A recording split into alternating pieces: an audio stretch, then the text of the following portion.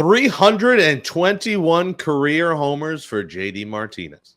And it took until 321 for him to hit his first walk-off dinger. And boy, did the Mets need it. It avoided me screaming on this episode of the podcast because the Mets do take the series from the Miami Marlins. They needed it with the Padres coming to town this weekend. Don't look now, but the Mets are just 3 games out of the wild card. Who are these Mets? Will they be buyers? Will they be sellers? What's ahead this weekend against the Padres? We'll talk everything about the current Mets and the future of the Mets with our prospects expert. It's SNY.TV writer and the co-host of the Mets pod with SNY. That is Joe DeMayo. Joe joins me on a brand new episode of the Sick Podcast, Mets Magic. Turn up your volume. Because you're about to listen to the Sick Podcast. Mets Magic with Jake Brown. And it's in there, strike 3 called. The Mets win the pennant. The New York Mets have won the National League pennant. Put it in the books. The New York Mets, for the first time in 15 years, are champions of the National League. The sickest New York Mets podcast. It's gonna be sick. Happy Friday, everyone. Welcome back to the Sick Podcast, Mets Magic. I'm your host, Jake Brown. You can follow me on X, on Instagram, on YouTube at Jake Brown Radio. Make sure you subscribe to my YouTube page. I've been dropping a lot of food reviews, so check that out. And you can subscribe to the Sick Podcast, Mets Magic on YouTube or wherever you get podcasts. That's Apple, Spotify, Google, wherever you get pods. Make sure you subscribe. Give us that 5-star rating. Write in a nice review. If you're watching us on YouTube, youtube.com/The Sick Podcast, Mets Magic. Smash that thumbs up. 2 thumbs up. Ebert and Roper. Smash that thumbs up. Comment below how you're feeling about the Mets right now, because you entered the weekend a little bit more positive. And yes, it was sweaty, but listen, this is the cardiac Mets we're talking about. They win games, and when they do, it's by 1 run. They don't win many games, but when they win, you are sweating them out to the bitter end, as you did Thursday, down 2-1, bottom of the 9th. Lindor walks. He steals second. God, if his hand came off the bag there, which I thought it almost did, or he gets thrown out, it's typical Mets. JD ties it. They lose in 10 innings, but he's safe. JD homers after the Nimmo strikeout, and the Mets win his first walk-off homer. It took until 321. A guy's been in the league for over a decade, and he finally hits a walk-off homer. So happy for JD Martinez, who has been a true leader and veteran on this Mets team, and talked about after the game how that was one of the most productive team meetings they've ever had. Remember that meeting? Jorge Lopez, the Mets cut him. He ends up going to the Cubs now recently, signs a minor league deal, but talked about how important that team meeting was. And since that team meeting, listen, the Mets have played better baseball. You got to give them credit. They're playing better baseball since that fateful day, that absolutely disastrous day. They have turned it around a little bit here, and they've needed it. They split. They could have won 3 out of 4 with the Diamondbacks. They don't lose that series. They sweep the Nationals. They win an incredible Sunday game in Philly to avoid a 2-game sweep there. They come back, lose Tuesday, and in the game they still seem like they were on London time, and then they take the series. So this is, I don't want to say a brand new season because this has been a seesaw ride. But as we enter June 14th here, House of the Dragon night at Citi Field, Mets Padres, the Padres team that is the second wild card team. They're 4.5 above the Mets. Mets are 3 back of the Giants and the Cardinals for the 3rd spot, 4.5 back of the Padres for the 2nd spot. They're right in the thick of things, and this season is far from over. I know a lot of people want to write it off and talk about who's staying, who's going, and we'll play that game with our guests, but this thing is far from over. It is Father's Day weekend. Happy Father's Day to everyone out there. If you're taking your son or you're taking your dad to the ballpark, enjoy this weekend. Happy Father's Day to my dad. Did get me into baseball. He's a Yankee fan, roots for the Mets. For me, took me to games growing up. So shout out to my dad. Happy Father's Day. Joe DeMayo. is in the building with us. I hope you love your father. Maybe you don't. I don't know. What's up, Jake? How we doing? Is your father still with us? He is. Okay. Yes, my father is still with us. I didn't preface this podcast asking about fathers. So happy Father's Day to your dad as well. And you can follow Joe DeMayo at PSL to Flushing on X. You can listen and subscribe to his podcast, The Mets Pod, co-host with Connor Rogers with SNY and covering the Mets and their prospects, which I do want to get into on this show, of course, because that is a big story of this Mets season. And later in the summer and early into the fall, Joe, we expect to see some of these guys. So obviously we want to talk about that. The Mets are 2-0 in the Grimace era. That has been the big story of Twitter, is Grimace, as you can see in the purple fit, showing up, throwing out the first pitch, a bit better than 50 Cent, a bit better than Stephen A. Smith, or pretty on par, I guess, with Stephen A. Smith's first pitch. Are they bringing back McDonald's shakes? I mean, it took Rally Pimp in April, and that was a fun story, Max Wiener. That was cool. Now it's the Grimace era, Joe. What is this Mets season? Like, we had the dildo, Rally dildo. Like, what's going to be the next story in this circus Mets season? I think it's up to your imagination. I have no idea. I didn't know if it was McDonald's night. You and I were talking off air. I don't know. Like, was it that Imaginary Friend, that new movie? Was it like an ad for that? But no, it's McDonald's, and he's got a lefty glove on. He's throwing righty. Just a whole lot going on with this whole Grimace thing. And hey, whatever works and has the Mets winning baseball games, I'm pretty open-minded. Yeah, if you're watching on YouTube, you can see the tweet there. And yeah, I thought it was because usually when they do these things, it's for a movie. But I'm looking at the movie, and that is a different purple. So you got a Teletubby, a Grimace, and whoever the imaginary friend in is that movie. I almost have to see the movie now. I'm checking to see if it, because if it's rated R, that means this is a horror movie. And no, it's PG. Okay, I thought it's a kids movie. Thought it might be an imaginary friend that like kills his friend in the end, and I'm like, I'm not gonna see any horror. I'm a pussy. Like, I don't. Horror movies, they are not for me. But the Mets, it's at some points it's been a horror movie, but right now it's like we're right in the middle of the pack. Like, what's your feel on this Mets team? Because like I said, you're sweating out wins, you sweat out losses. There's a lot of sweating, and it's hot outside as well. The summer heat is about to kick in. Is this going to be a fun summer, or are we going to continue to sweat? Like, what is this Mets team? I'm genuinely trying to take it day by day. I think that's really the only way we could do it right now. And that, like you mentioned, I think they're 3 out of the wild card, right? Or 3.5, whatever. 3. So they're 3 out of a wild card spot, and there's a bunch of teams between them and that wild card. So that's not exactly like a clear indication of where they're at. But look, we want to see the Mets win as Mets fans, right? Like, it's when we're going to get into the deadline potentially and what could happen there. But the reality is the Mets have a month here to turn it around in a significant way. And everyone has different opinions as far as what that means. I know some people are like, if there's 3 out in a month, then you can't sell. But from my perspective, if you're 3 out in a month, that means you made no progress in an entire month, which at that point, I think you would hope that the front office would not be disillusioned on the team. But for me, they need to be holding a wild card spot. We need to go to our MLB at Bat app or ESPN, wherever you go and you look at your MLB standings, you click standings, you click wild card, and there's 3 teams in wild card, and one of them has to be the Mets. And if that's the case at the All-Star break, that's the only way for me that I wouldn't be making the calls to sell.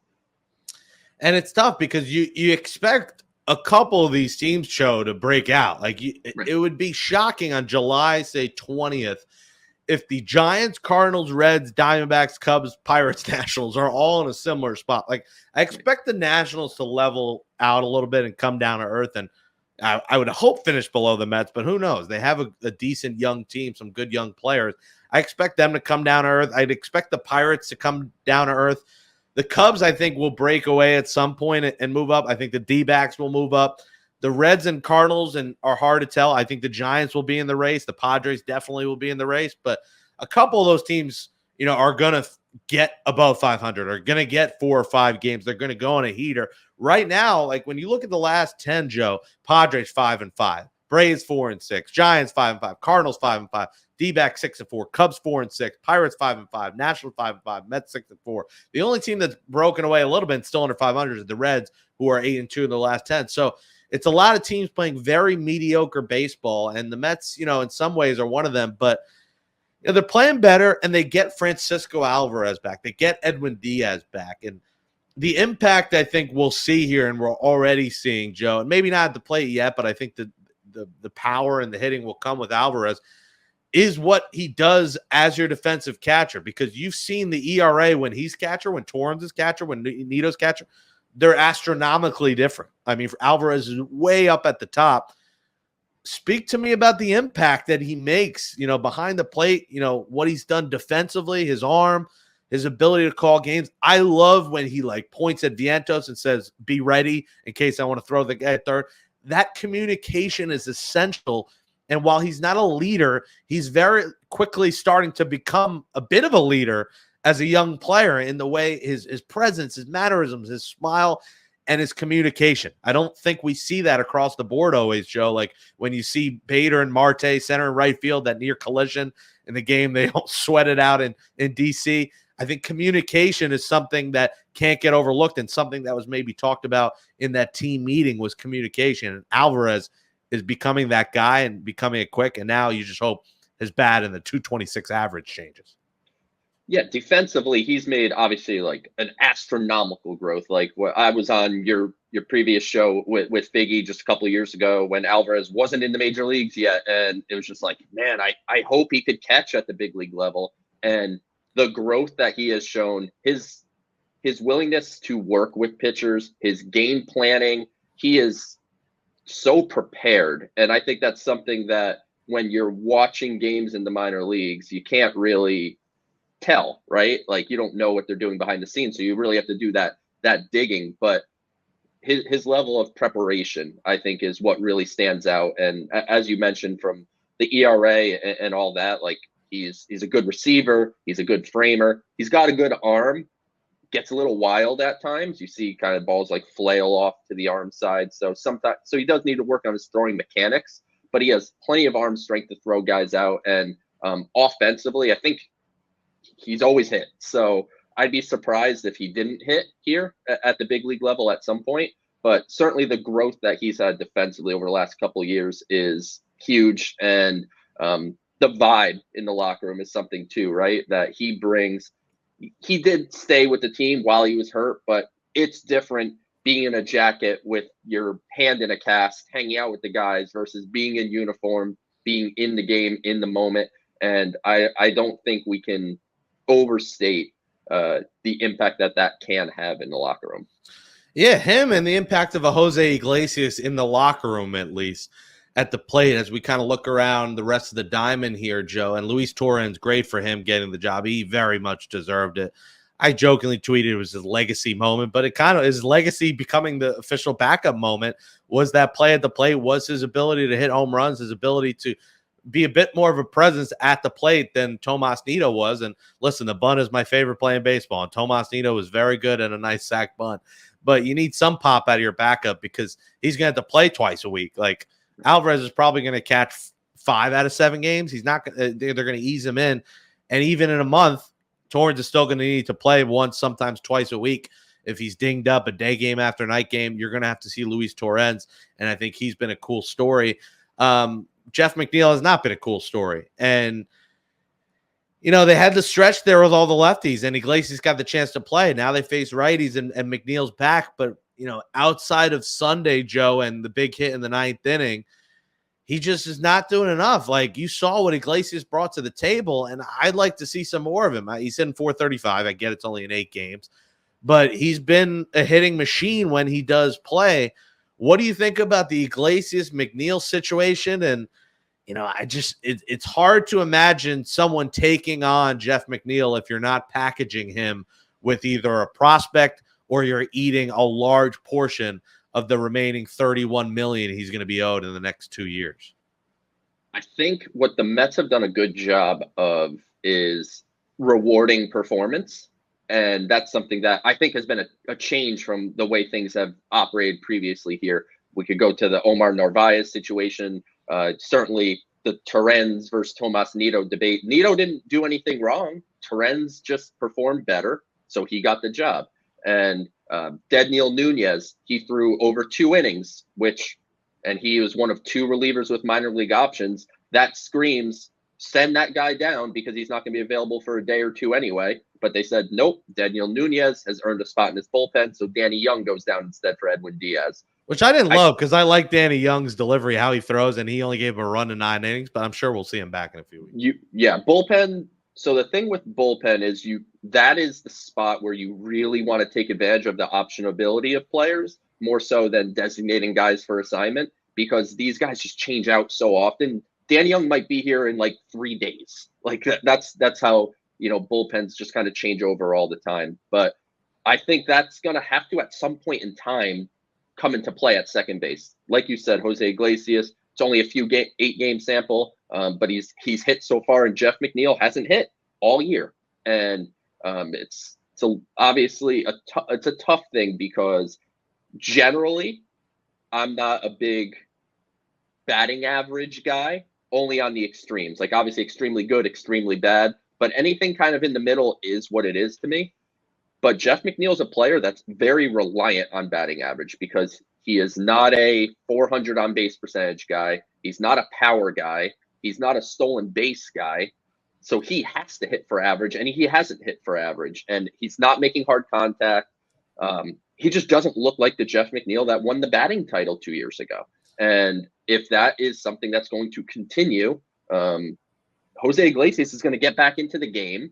And that's what the Mets have shown that they're willing to do. So I think they want to give McNeil a chance. It's hard to blame them, right? Like, even it's 2 years ago, it's still only 2 years ago. It's just like, man, it feels like he'll turn it around. And he had a good second half when you go back to last year, and the year was lost, so no one really paid mind, but he hit 285, 7-something OPS. So he was like fine in the second half last year for the Mets. So they want to figure it out, but if not, you mentioned trade deadline, and we'll get into more obviously on that. But McNeil's a guy that might find his way out of the organization. If that means you have to eat 50% of the money or whatever, and take not a big return, that might be what you have to do.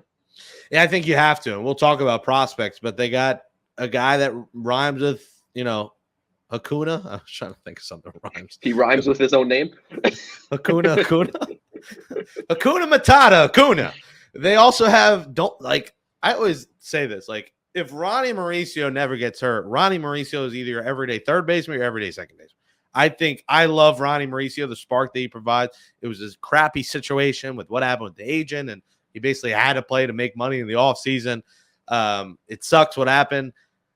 I doubt he comes back. Like, if the Mets are in it still, I doubt he would come back early from the ACL. I think he's done for the year, and we'll see him next year. But they have options in the infield. That's not their issue. Like, they do have options when it comes to infield. Outfield might be another story in terms of guys ready. Starting pitching may be another story outside of Christian Scott. We'll talk about that. But, they have options there. So Jeff McNeil is expendable if you can get someone that will, maybe pay 50%. Like you said, maybe the Mets pay 50%. And who will give you something. I mean, you can't you got to get a low-level prospect at least, but I think the Mets would take almost a bag of balls at this point if someone's going to take 50% of the contract. And I almost have nightmares of the words batting title, because that's what we talk about with him, but it just seems like a different player. You said he's not a 400 OBP guy. He's not even a 300 OBP guy right now. So he's barely walking. He's a singles hitter, not hitting singles. And Iglesias, not to mention, is much better defensively than he is. So I just think Iglesias brings more to the table. He's not the future of the team, but he could be the next 8 weeks of the team, and the spark that he's provided, he is Candelita. He is a great artist. They're playing his music in the clubhouse. Like, I love what Iglesias brings to the table. Him and JD Martinez, 2 guys, know each other very well, played together. Figgy talked about on this podcast last week playing with Iglesias when he was in the Red Sox farm system, and just the high character guy. He called him one of the best gloves and defensive players he ever played with. So, McNeil, it seems like we're probably just going to have to wait this out till the end of July. It's not something that's going to materialize in the next few weeks. But in my opinion, Joe, I think they have to move on from him somehow, some way. And I also think that negative energy after every time he gets out, I'm not going to call it a cancer, but it's not exactly what guys want to be. They don't want to see a guy throwing his helmet 3 times in a game in the dugout, on the field, screaming, cursing. It's not the kind of player you could smack on the butt and be like, you'll get him next time, because you might smack him on the butt. He might slap you in the face. He's always had that attitude, and I'm not sure that's what you want. And, JD Martinez, like I said earlier, talked about that team meeting. It is pretty interesting, that team meeting. Do you think it did make a difference? And what is your take overall here on team meetings and everything that transpired that day? Because they have it. You can't deny the fact, Joe, that they've played much better baseball since, Lopez was DFA'd. Who knows if that played a part? And since they all got together, aired out their grievances, and talked, they've been a better team. I think they can have a benefit. It's just a matter of, and when we look up and down this Mets roster too, I know guys, most of them are not performing to the back of their baseball cards or to expectations, but I don't think this Mets team is like devoid of talent. So it's just one of those things that they are not performing the way they should. And sometimes taking a step back and talking amongst yourselves and preaching accountability, not just to when, Joe and Jake come up to you with a microphone and ask what happened today, but amongst yourselves, taking accountability for things. And I think that's something that can have an impact. And, I think you're seeing some of these guys start to perform a lot more like they should. JD Martinez, like you mentioned, he's kind of been steady since he's been here. I don't think he hasn't gone through the highs and lows that Lindor has, who's obviously playing better. Nimmo's not exactly, I don't know what's going on with what Brandon is up, Nimmo. because I was going to bring him up. Like, Brandon Nimmo does not look like the same. You've had him in the leadoff, the 3, now you're trying him the 2. It seems like at some point you're going to have to move him down to like 7. What do you have any explanation for what's going on with him? Is it a swing? What's going on? It's very weird. When they took him out of the leadoff spot, he stopped walking, which is what Brandon Nimmo does. I looked up 2 days ago, and I'm too lazy to look up right now, but 2 days ago, Brandon Nimmo had more strikeouts batting third than he had batting leadoff, and he had played half of the games at third as he did leadoff. So I don't know if moving him down into the middle of the order, which was a discussion point, right? This spring, based on last year, he hit over 25 homers, and everyone's like, maybe Brandon Nimmo's a middle of the order bat. You move him down to the middle of the order. I don't know if his approach has changed, his mindset has changed at the plate, but I think Brandon Nimmo is a guy that needs to be batting leadoff, or he needs to be batting, like you said, maybe lower in the order until he regains that confidence. Because when you look at his numbers, obviously, Baseball Reference him, not great. Baseball Savant him, all the expected numbers are great. His expected batting average is like 278. He has one of the highest line drive percentage in the National League. So he's hitting line drives, but he's run into some bad luck. And then also moving him in the order, I think, changed his approach. And you're seeing much more strikeouts, much fewer walks. So I think you need to get Brandon Nimmo back into a comfortable spot. And the balance that you have there is the leadoff spot kind of unlocked Francisco Lindor. So what do you do there? The decision Mendoza has to make, but they need to do something about Brandon Nimmo. And I think a lot of it might be where he's batting in the order. And I think part of it, the Mets are looking like they like him in the middle because it splits up all these righties, because you have Pete Alonso, you now have Mark Vientos, who has to be playing every day and has been fantastic. You have JD Martinez. You have Starling Marte, who's on a heater. And while that his defense is lazy, the play in London pissed us all the hell off because he gets that ball. It's a 1-1 game that changed the whole game. You can't deny the fact that not only is he hitting incredibly, he hasn't been caught in the base pass once. He's been a stolen base machine. He's hitting. Now he's in for power. He had a mammoth shot into, I said, the Corona Lemon Ice King, which if you haven't had, Joe, you got to have the Lemon Ice King of Corona. Have you had the Lemon Ice King of Corona? I have not. Next time you drive in, go to the Lemon Ice King. It's like a 6-minute drive from the stadium. A nice hot summer day. Get either a rainbow or a lemon. I'm more of a rainbow guy, or a cherry. I'm actually a cherry guy. Cherry, rainbow, lemon. Maybe get one of each, or have you or your dad or whoever. Go to the Corona Lemon Ice King. Been there. They got Italians playing bocce ball across the street. It is a Queen staple, along with Amore pizza, which I would love Amore. So Amore and Lemon Ice King. Anyway, that's an aside to the fact that where Starling Marte hit the ball was into the Rainbow Cup of Lemon Ice King. And that's what they want to split it up. But if he's hitting the way he does, I think he's moves down to 6, 7. Maybe there's less pressure on him. Maybe we do see more walks if he's in 6 or 7 after guys are tired of pitching into these boppers in the middle of the order. Maybe we see more productivity. But 1, 2, and 3, he has not got it done this year. And that's not when we talk about trade deadline. He's here. Like Brandon Nimmo's here. Francisco Lindor is here. Francisco Alvarez is here. Outside of that, you could talk about anyone being trade bait, but Brandon Nimmo's not one of them. They're not going to trade him with, whatever. What is it, 3 years left on his deal? Like 5 or 6. He signed an 8-year. He signed an 8-year deal, and what was that, 2 years ago? So I think he's got 5 or 6 left. I think it was 8. 8 years, yeah. They got him for a while. I forgot it was 8 years.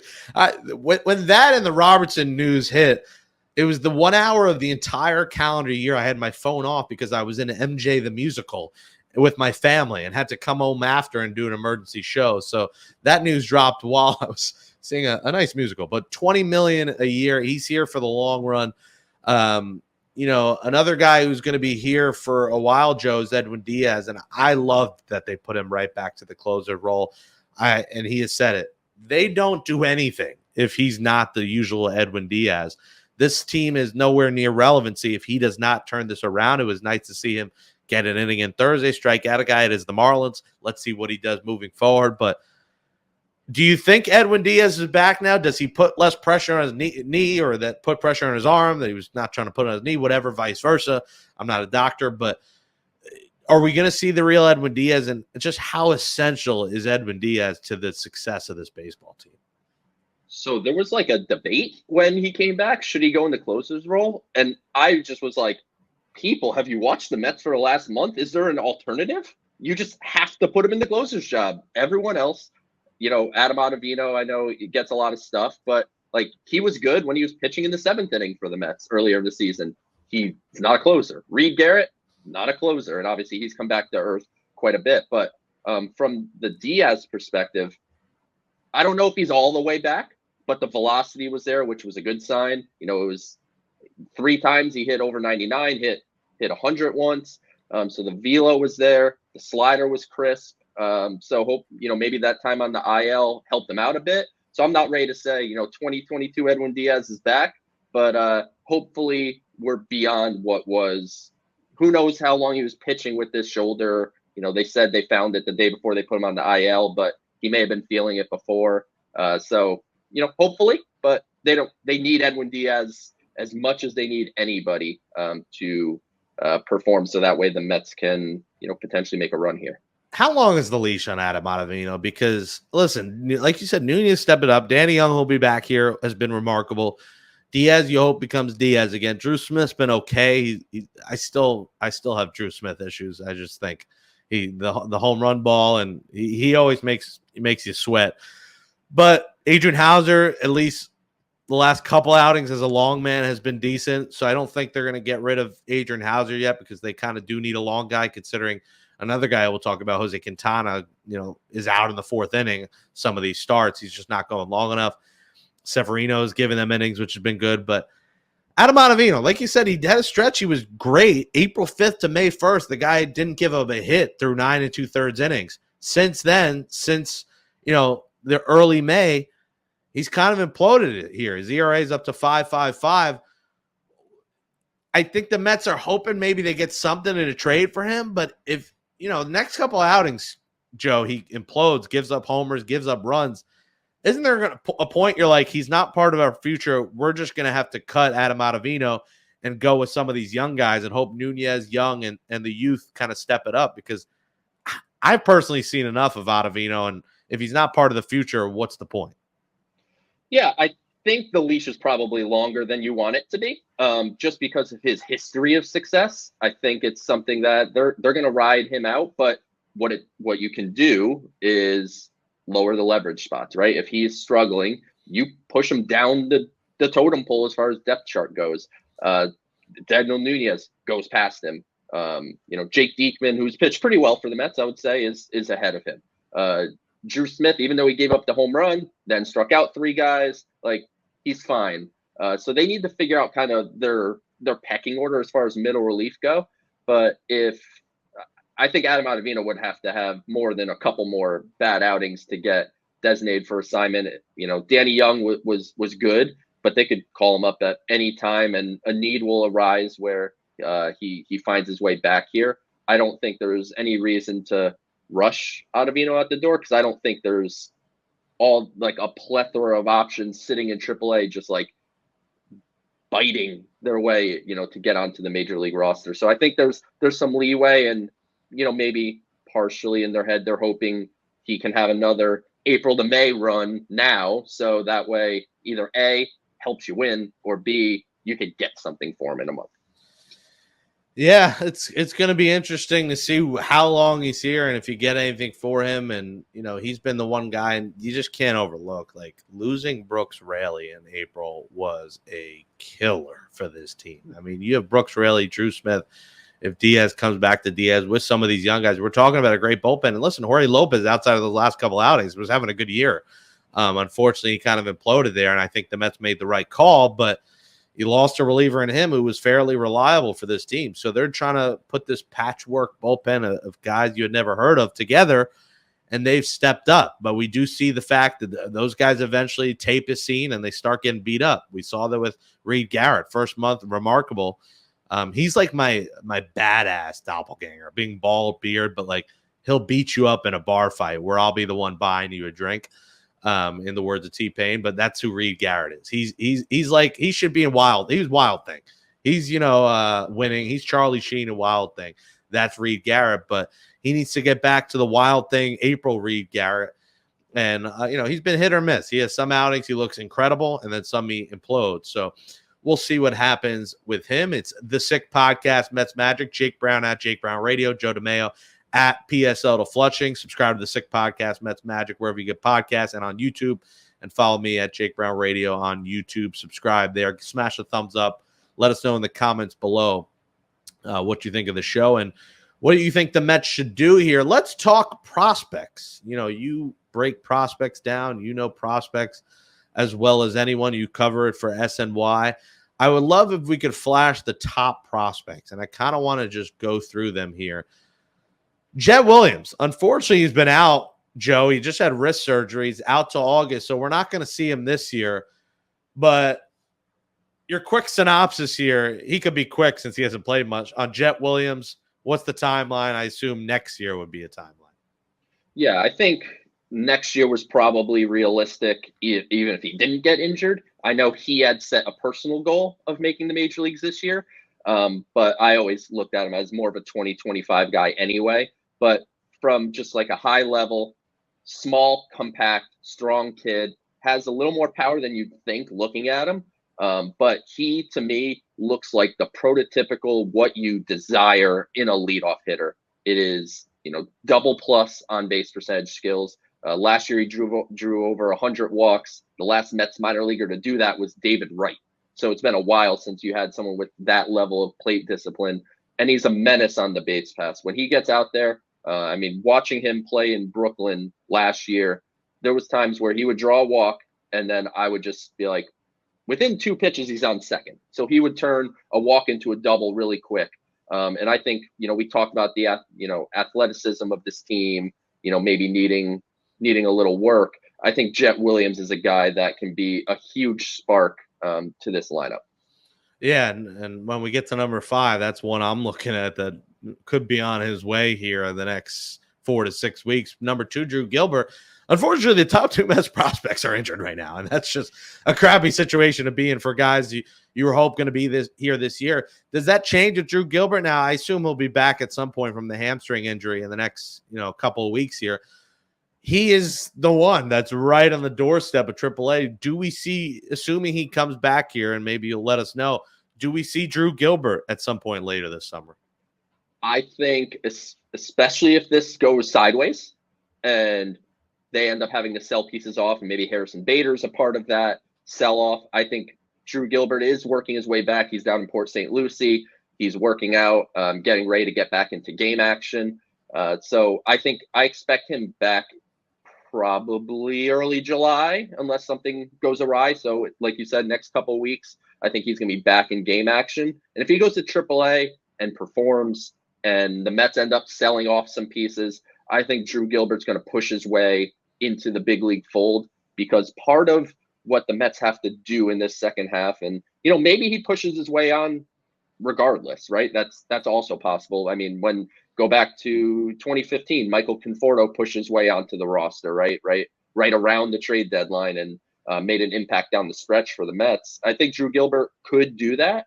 And he's one of those guys. He could play center, he could play right, he could play left. Whatever outfield spot you need him to play, he can play. He is the type of guy that I think will be a fan favorite in a way, because he is that 100 miles an hour in everything he does. It's a big swing, but manages to keep down a swing and miss rate despite having the swing where his helmet kind of flies off a little bit. Gap to gap in the outfield. He was actually drafted out of high school as a pitcher and converted to full-time outfield in college. And so he has the arm for right field as well. So I think Drew Gilbert could definitely make an impact here in 2024. Should be back soon, as long as he, performs at the AAA level. I think there's a good chance we'll see Drew. Yeah, I'd like to see him this year because, listen, Harrison Bader is likely a good trade piece. I'd be very surprised if Bader is your center fielder in August, September, unless the Mets are in the race, which, listen, we're Met fan. We want them to win. I don't want to be sellers. I don't want to be I want to be in the race. It wouldn't stun me because, listen, I predicted once they got JD, I said this is an 85 win team. So I would love them to be in it. I hope they turn around. They haven't shown me they have the ability to do it yet, but I hope it does happen. Christian Scott's on this list, but we know Christian Scott is going to be back here soon. I'm a little mad he's not here, honestly. It's going to be very intriguing because another guy, like we talk about a McNeil and an Ottavino, how much longer are they going to be here? Jose Quintana has been unwatchable. He was your opening day starter with Senga out. Maybe when Senga back, they finally give up in Quintana. He's getting you nothing in a trade right now, but we do know everyone needs starting pitching, and it's more valuable than hitting. So when you talk about maybe a Pete Alonso on the trade block, that's going to be a team that's in need of a first baseman that's very limited. Pete doesn't want to be just a DH. He wants to play first if he does get traded. So his locations are limited. We're starting pitching everyone wants who's in the race. So maybe if Quintana shows something, he'll be a trade piece. But I definitely don't think August 1st Jose Quintana's here, which means Christian Scott goes in. But what do you think about Christian Scott, what you've seen, his future, and what's the timeline for this guy getting back? Because I think a lot of us were like, why the heck did they send him down? And we assumed it was innings limit. I know they've been pitching him, 4 and a third in AAA and try not to make him go too deep into games. But Christian Scott. It's innings management. That's what it comes down to. I mean, this is a guy that was a college reliever. Mets converted him to a starter. Last year, he set a career high in innings with 85. So it's not as if you could go – if you go from 85 to try to push him into that 150, 140, 150 range, you are historically asking for it, essentially, right? So as frustrating as it is, because I think it's an undeniable fact, Christian Scott is one of the Mets' 5 best starters that they have in the organization right now for the big league team. With that said, at the major league level, you can't do 3 2/3. You can't plan for 3 2/3. Quintana might give you that a couple times, but you can't plan for a guy doing that, and you can't plan when you want to start him because they're going to give him a couple extra days here. I think the Mets' objective here is to limit his innings now, so that way at the end of the season he could come back and pitch like a normal pitcher, throw 5-6 innings, whatever, and you'll still be cognitive of what his inning count is at. But I think Christian Scott is a guy that has emerged in a way that this time last year, Christian Scott was a guy that was on my radar as a borderline top 20 prospect in the Mets system. And he just turned everything around. He added a sweeper into his mix. So he has both sliders, shows the ability to locate all of his pitches. I think he looks every bit of a big league number 3 starter, and it could be more. Ryan Clifford is struggling in Double-A. What's his outlook? I assume there's no shot we see him this year. But what do you think about Ryan Clifford? So Ryan Clifford, what he needs to do is he needs to work on being a little more aggressive because he draws walks. He has, in the month of June. So it was an adjustment, obviously, to go to the Double-A level. They pulled him out of Brooklyn because they wanted him out of that environment, because that environment is not conducive to left-handed power, which Ryan Clifford has the best raw power in the Mets system. Even at the Double-A level, he's hitting 115 mile an hour doubles, and he's homered, I believe, 4 or 5 times in the month of June in Double-A. So it's power, it's on base ability. I think at times he's not aggressive enough early in counts, and that's why you're seeing some strikeout numbers be high. The batting average is not certainly where you want it to be. I talked about that before, right? I don't care about batting average except when you're on the extremes. If you're hitting, 177, he's hitting. That's the extremes. Yes, that is an extreme. So I do think there is potential for more batting average in there, but he is looking more and more almost like a poor man's Kyle Schwarber. Like if you want to do like a comp where, Kyle Schwarber hits 220 every year, but he gets on base and hits a bunch of homers. So Ryan Clifford could potentially have like that type of potential. And, getting a guy like him in a deal for 41-year-old Justin Verlander, obviously along with Drew Gilbert, it gives you another top 100 type of talent. And he is starting to look a little more comfortable at the Double-A level. So I'll be monitoring him, certainly the rest of the season.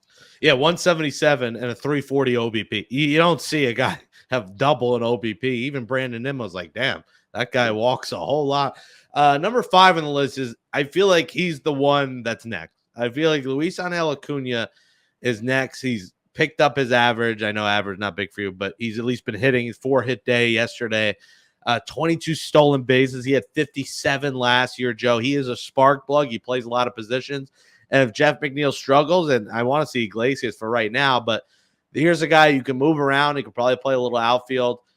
Do you think we see Acuna here before the trade deadline? And at the very least, it seems like he's a lock to be on in Queens before this season ends.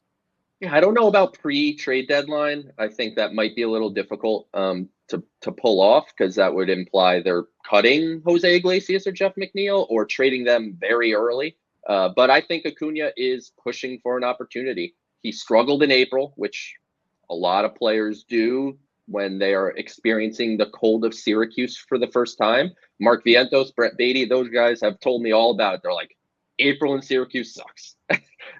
So I think it was an adjustment for him on the weather standpoint. And then, of course, just adjusting to the AAA level. He had a big May where things turned around in a big way for him. Struggled to start June and had the 4-hit game last night. And he's had multi-hits in 4 of his last 5. So I think he's kind of getting back on track to where he needs to be. I don't think Luisangel Acuna is a guy that I'm looking at as a future all-star, right? Like, he's related to one of the best players in baseball, but if his last name was not Acuna, he'd be looked at, I think, a little more fairly. I think he looks like a starting caliber player, average type of starting player that on a contending team, you probably want to have either at the top or at the bottom of your order to utilize that speed or have it be like a second leadoff hitter. But I think he's going to get an opportunity. And like you said, Jake, he's obviously a dynamic athlete, and, there's not power in there for home runs, but it's doubles, it's triples, singles. And he just needs to, rein in that chase rate a little bit, because at times he gets a little too aggressive with his swing. But if he could put that together, I think you have the ingredients of an everyday second baseman at the big league level. Yeah, him and Mauricio's number 6 on this list is going to be very intriguing to watch. All right, I want to wrap up on prospects and wrap up the show here in a few minutes, but I want to wrap up on pitching, because I think the Mets lack pitching depth in the minor leagues, and you could tell me if you think otherwise. But, well, 1, answer that, and 2, break down, I guess, the big 3, I'll call them. That's Blake Tidwell, that's Vasil, and Brandon Sproat. Those are the 3 kind of pitching prospects, and if you have any eyes on anyone else, let me know. But break those guys down in the Mets pitching in their minor league system. So I think the Mets pitching depth is the best it's been in years. Really? In the minor league system. They have their pitching development under Vice President of Pitching Eric Jagers, who they hired away from, I believe he was with the Reds before, but he has made a significant difference in how the Mets are developing pitchers now. And they seem to be getting the right type of guys. I mean, Brandon Sproat and Blade Tidwell, which, by the way, you called them Blake.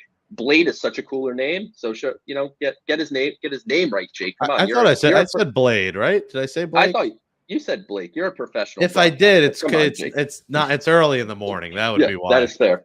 But Blade Tidwell and Brandon Sproat both cracked Baseball America's top 100 prospects in baseball, which, before Christian Scott made a top 100 list earlier this year, the last time the Mets had a top 100 pitching prospect, I'm pretty sure was Steven Matz. And now they have 3. So between those 3 and Brandon Sproat, last year's second-round pick, has been electric at high A and double A. His ERA is in the mid-ones, striking guys out, touching 102. Blade Tidwell was a second-round pick a couple of years ago from Tennessee. Dominate at the double A level, is adjusting, I think, a bit to the triple A level, which that brings the ABS, the automatic ball strike system in place, where you're not getting 2 inches off the plate. And so that's something that I think a lot of pitchers have average or slightly below average command that need to develop. I think they've had some issues at the AAA level, and that goes for Mike Vassell, that goes for Dom Hamill. On the Mets podcast, I call it the Mets podcast. Jesus, the Mets pod this week. We had Nolan McLean on, who's the two-way player that the Mets have. He DHs and he's starting pitcher. He has electric stuff. He may long-term project more as a reliever, but this is up to 98 with a big league ready breaking ball right now, kind of figuring out that third pitch. Jonah Tong down at Brooklyn has some very exciting metrics on his stuff. His fastball is 92 to 94, touch 95, but he gets up to 22 inches of induced vertical break, which for the nerds, you get it. For the not nerds, it's a number to quantify when you say a fastball has life or giddy up, those type of terms. Feels like the ball's rising, very similar to Shota Imanaga on the Cubs, who's throwing low 90s, but just blows it past guys. It's because it has that perception. So from a pitching standpoint, guys are getting closer to the big leagues to be part of depth. But I think just up and down the minor leagues, there's pitchers at every single level, I think, that are very interesting right now.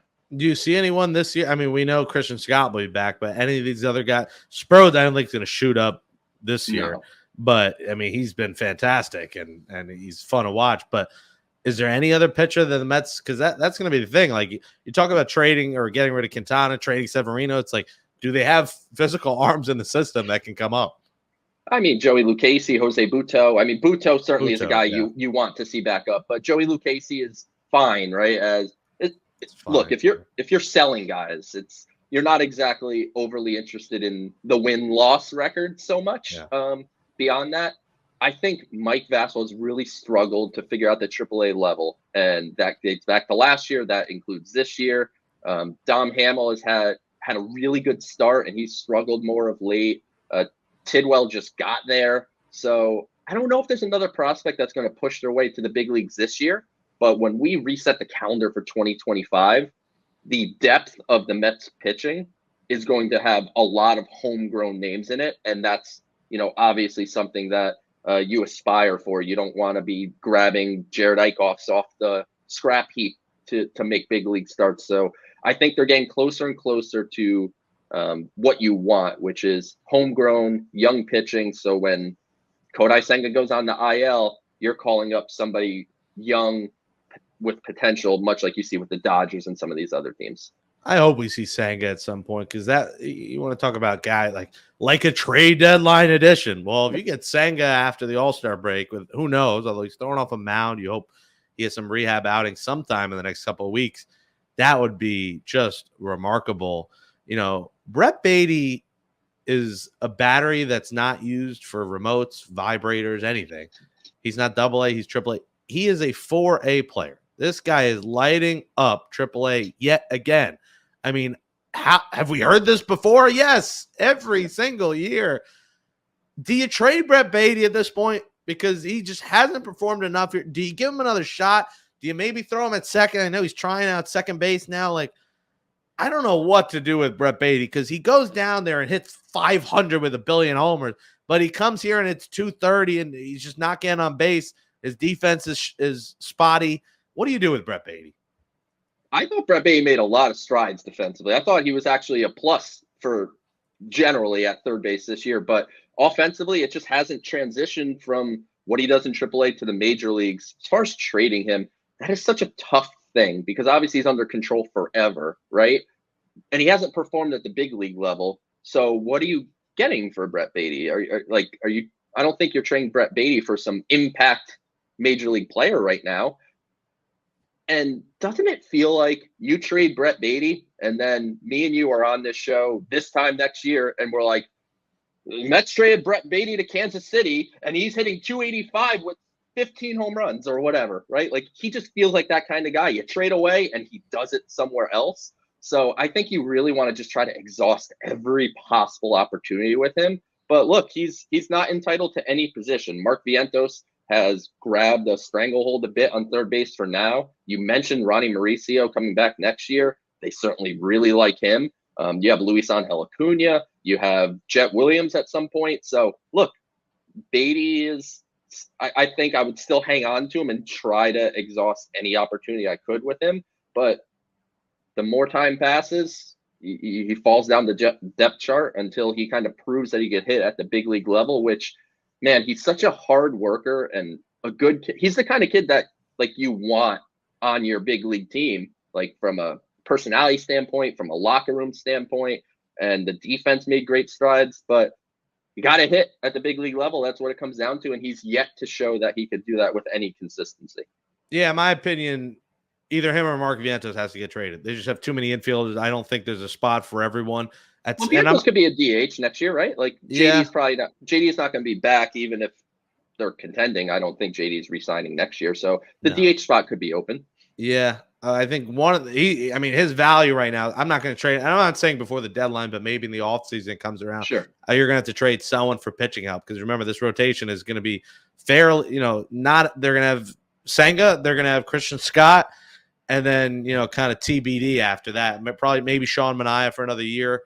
I want Severino back. Severino, if they bring him back. Even if they trade Severino, he's a guy that I'd be pursuing to keep on an extension because I know there's a lot of heat that Jeremy Hefner gets, but Jeremy Hefner helped Luis Severino. Fastball's better. He's not tipping the pitches. They put more emphasis on the sweeper and the cutter. So they kind of rounded out his arsenal. And I think you're seeing those results prove out on the field. And he got heat because how did DJ Stewart see that? What was it? Tyler McGill was tipping pitches, but not Jeremy Hefner. How does that happen? Yeah. Hefner's a hot topic, but I'll tell you. Here's what I'll tell you about Jeremy Hefner. He has a big say in what's going on throughout the organization, even down to the player development level, which is a good sign. You want your pitching coach and your player development to be on the same page, so that way you're developing guys for that pitching coach, right? And if Jeremy Hefner, I've talked to quite a few people about this because I know how much heat he gets. If you let Jeremy Hefner go after this season, 15 teams would be offering him their pitching coach job. So he's a good pitching coach, and he just gets some heat because that's New York.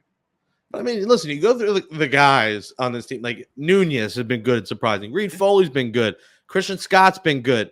Jose Buto's been good. Luis Severino's been good. Reed Garrett's been good. Sean Manaea's been good. Danny Young's been good.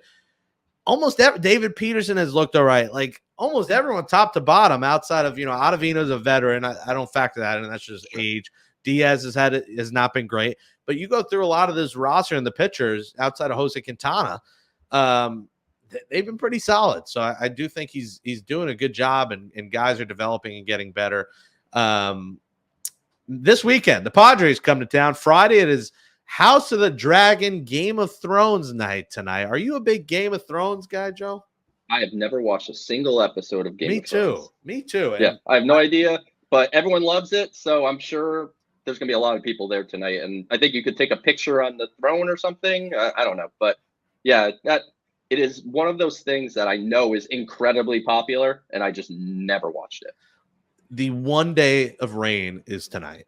and I had vouchers tonight, and I have second row behind the Padres on deck circle. And the best part of the tickets, Joe, is free unlimited food at any stand in the stadium. So I could, if you go to event, anyone listening to this goes tonight, I can get you free food and soft drinks, no alcohol tonight for free. But of course, it is a 70% chance of thunderstorm.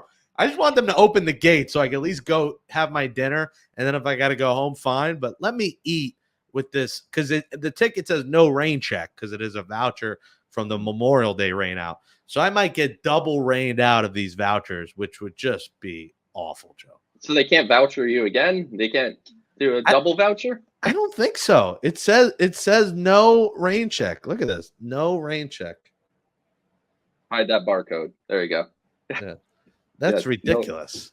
Yeah, that's crazy. But hey, you know what? The food, based on following you as long as I've had, the food is probably more important to you than the game anyway. So just go ahead and get the food, and if the game happens, the game happens. That's fairly true. This season, this season has been tough to watch. My mom actually said, like, Jake, I'm very worried about your health. I see everything you're posting about the food. You said you were going to be healthier. I did HelloFresh for you because you said you would be healthy, and you do your HelloFresh, but then you still eat like an animal. I'm worried about your health. Your father got diabetes later in life. You can still get it later in your life. That's literally how the phone call went yesterday. Yeah. And I almost was like, true. I was in my 2 Chainz. I was like, you got me, Mom. I said to her, it's for content and for my YouTube. She was like, okay, fine, whatever. Just be mindful. I was like, all right, I'll try and maybe eat less. But he is Joe DeMayo. Will you be getting this Hawaiian T-shirt? You said you're going away for the weekend, so I guess you won't be. But I'm a big getting it. No Hawaiian T-shirt, no Mets game for me this weekend. But look at that, a good giveaway. That is, and unfortunately, it'll be a large and not an XL, which pisses me off. But can't wait to get that or have someone get it from. Look at that thing; it's just beautiful. Joe DeMayo at PSL to Flushing, the host of the Mets pod with Connor Rogers with SMY, and follows the Mets SMY.TV. What do you got coming up before we let you go? I know the draft is coming, and you're doing some prep for that, right? Oh, we got a bunch going on. If you go on SMY.TV, I posted my first mock draft for the MLB draft earlier this week. You could go on my Twitter at PSL to Flushing, and it's there too, if that's easier to find. I am doing a mailbag, which you can read on SNY.TV. That's coming out, I think, this weekend. I'm working on updating my top 30 prospects in the system. I want to do that before the draft, and then I'll do another update after the trade deadline. So depending on whether that is just draft picks added or a bunch of prospects added in addition to through the trade deadline, I will continue to stay on that. And like you said, subscribe to the Mets pod wherever you get podcasts. Myself, Connor Rogers, we are on every single week. And I think we have a pretty unique thing going on where if you like the minor league talk that Jake and I just had, a few minutes ago, we do that basically every single week on top of talking about, the week that was with the Mets and always looking ahead. And we have, we try to have some cool guests. We had David Stearns a couple weeks back, who was obviously a great grab for us. We have Jim Callis coming up for the MLB draft. And we have a lot of good stuff going on. And, if you stay tuned to my Twitter, that's usually the easiest place to find things because I don't really care about the other social media platforms. Twitter or X? I have trouble calling it X. I'm not calling it X. We call it Twitter on our show. Whatever. It's Twitter as long as it exists, and who knows how long that is. Yeah, until Elon bans us for calling it the wrong name. As he gets rid of likes, now you can't see people's likes, which I know caused an uproar on Twitter/X. Joe DeMayo, PSL to Flushing, the Mets pod. Happy Father's Day weekend. Enjoy your Father's Day weekend. I love how I started with this. Like, do you have a father in your life? Like, do you have daddy issues, or are you okay, Joe? Like, everything good, everything fine. No, happy Father's Day to all fathers out there, and I hope a bunch of you get to go to the Mets game on Sunday, and hopefully the Mets can take 2 out of 3 because, look, they took care of business here in the last 8, 6-2 in the last 8, beat up on a couple teams they should have beat up on. Now the schedule gets a little more difficult for the next 2 weeks, and I think these 2 weeks are going to be not necessarily season defining unless it's an extreme where they dominate or get dominated, but I think it's going to tell a much clearer picture to what the Mets need to do as they approach the trade deadline, obviously a month and a half from now.